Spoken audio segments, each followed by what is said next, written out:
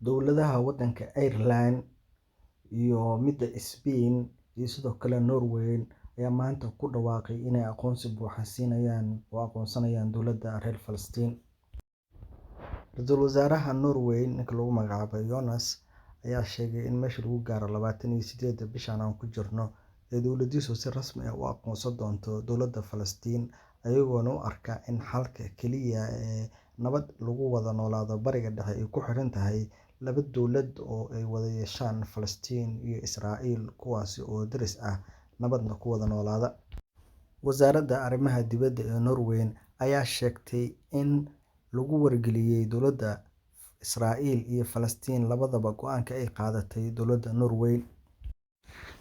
Dowladda reer Falastiin ayaa aad u soo dhaweysay tallaabada ay qaadeen wadamada Norway, Ireland iyo Spain, waxayna ku sheegtay in ay ahayd tallaabo ay ahayd in mar hore la qaado,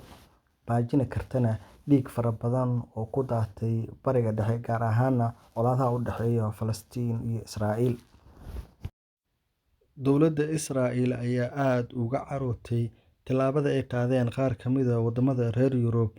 iyadoona u yeertay safiirada wadamadaasi ku matala Israa'iil si ay ugu gudbiso cabashadeeda iyo dareenka ay ka qabto tallaabadani.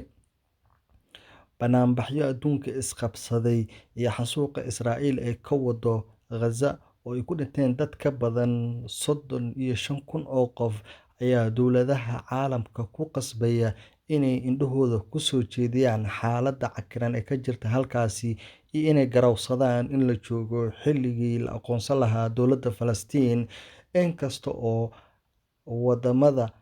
hadda aqoonsaday Falastiin ay aqoonsan yihiin xadka yar ee lagu soo koobay reer Falastiin oo muujinaya in dhulkoodii intooda badneed horey loola wareegay.